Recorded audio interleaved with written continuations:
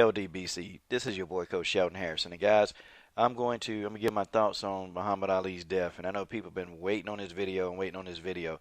Uh, you know, and I kept telling y'all, look, I'm busy.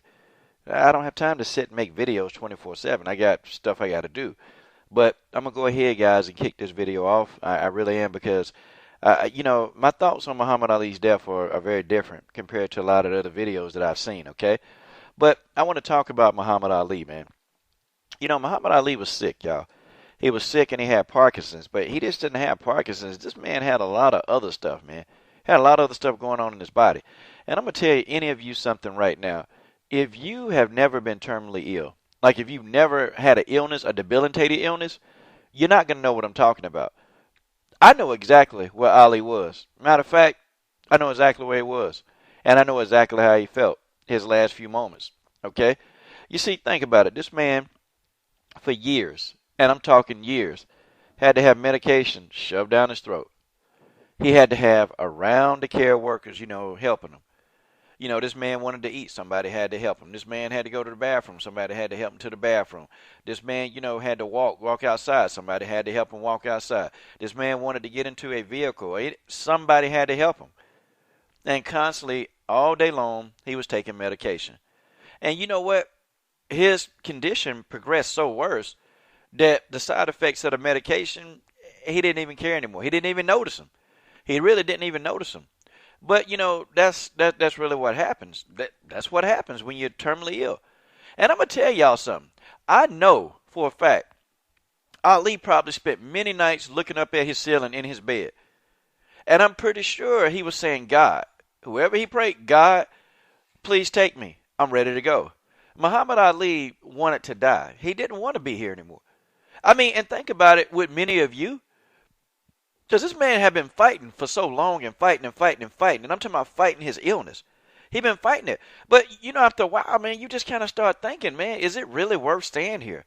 Is it really worth the drain on resources to my family? Is it worth any of this? And, in his mind, it was no. And I promise y'all, this man, Ali, he probably could have very well, and I'm not saying this is a truth. I'm not saying this is true, but I'm saying he probably could have found somebody close, and he probably could have just pulled them close and said, listen, give me something that will just kill me in my sleep. Give me something that'll take me out because I don't want to do this anymore. He don't want to get up and take the medications every day. He don't want to get up and have somebody help him to the bathroom, have somebody help him to the dinner table, have somebody help him to do this, have somebody help him to get to the phone, have somebody help him to his seat when he want to attend a fight. See, he didn't want to do it, y'all. Muhammad Ali was ready to die. And folks, that's just the way that is. That don't make him a quitter because he didn't kill himself. That don't make him anything. He was ready to go. And the man had no more patience. He wasn't trying to do nothing else, man. He wasn't trying. Muhammad Ali was ready to go and meet his maker. And that's just how it is. And we all going to meet our maker one day. But he was ready to go. He did not want to spend one more day on earth, one more day to have to do exactly what he was doing. He didn't want to do it. And he chose. And I'm sorry. A respiratory infection, I have a hard time believing that a respiratory infection can literally take you out of here. And it can because, I guess his Parkinson's was so far advanced. But even for people with debilitating diseases, a respiratory infection, they normally give you some antibiotics and they get you out of there. Okay, and that normally nullifies that. I don't think Ali had any desire to be here. I don't. And if you really think about it, he's had worse stuff than that before that put him in a hospital, and he survived it very easily. But, a respiratory infection, I can't, and maybe it was a bit more severe than what we thought. Maybe it was that. But I can tell you this, when all the recent interviews I seen of him before his death, the man had the look of death, and he did not want this no more, man. He wanted to be out of here. And a lot of y'all got to understand that. Y'all got to understand that, man. You got to. And I know how you feel. I've had a debilitating disease. I had it. And I cured myself. Ali didn't have that knowledge to do it, but, I'm just saying, I know how he feel. I know there were days that I just looked up and said, God, you know what? Why am I still here? Why can't you just take me out? Like I used to say that sometimes when I had it 11 years ago, when I had a debilitating disease and I thought it wasn't the way out. Nah, man, I used to think that. I really did. But you know what? There's light at the end of the tunnel. And he said that, look, my light's going to be in death. And people, that's just the way that is. It's just the way it is. And I find it hard to believe that, so many people claiming they love Ali. And this man, you know what? He didn't go into the army. He refused to be inducted into the military. Now, we got so many patriots in America. Now, are all these patriots that forgiving of Ali? You see, here's what I think, man. And I have to do this too. And I'm going to say Mike Tyson and Muhammad Ali. You notice how these brothers, man, are broken down, or they're former shells of themselves. And I've said this before on videos. They're broken down former shells of themselves, and they can't really talk and do anything no more.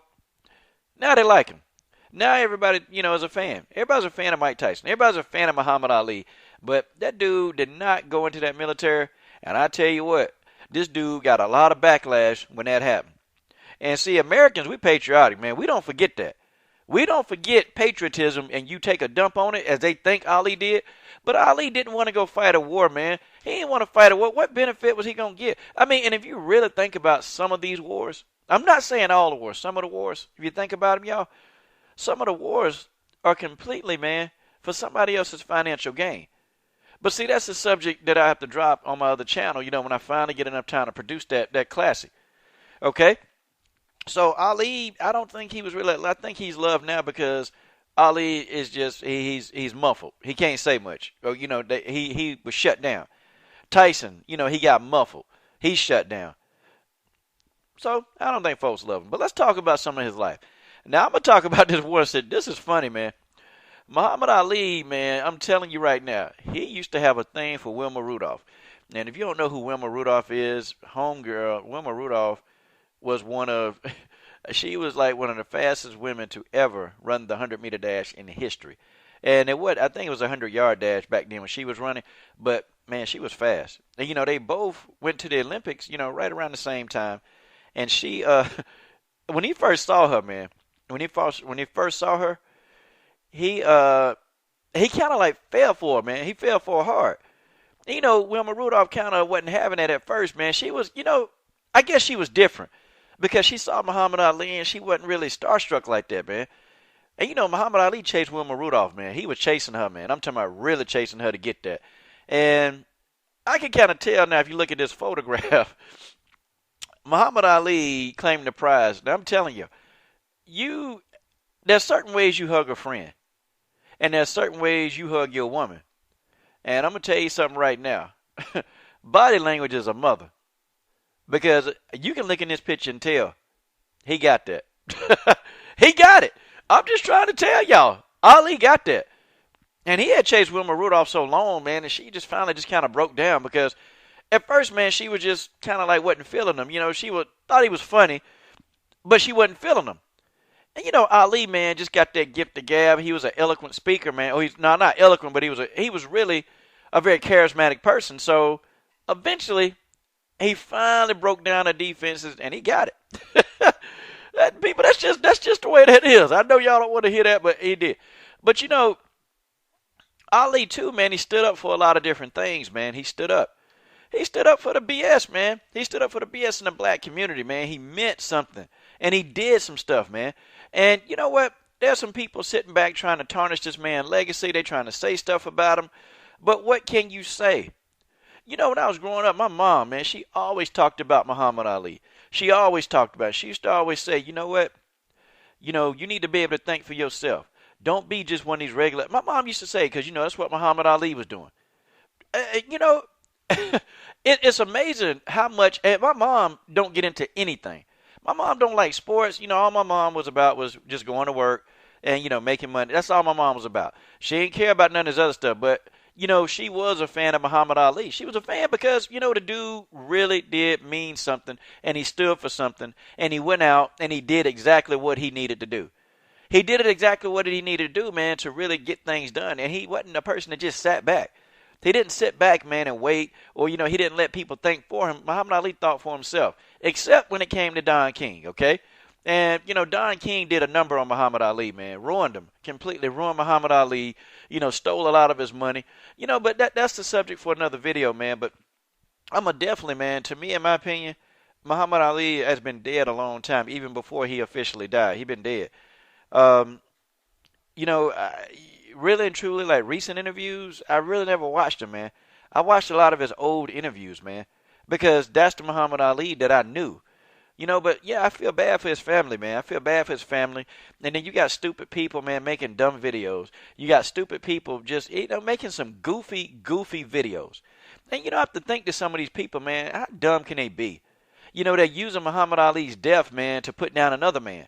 And I ain't saying no other man. I ain't saying his name in this video, but they're using that, and it's stupid. It's stupid, man. This man is an icon. This man is a legend. You know what? He did things for the first time. He's a legend. He's a legend in this sport. He's a worldwide iconic legend. And guys, we need to really honor this dude as such, man.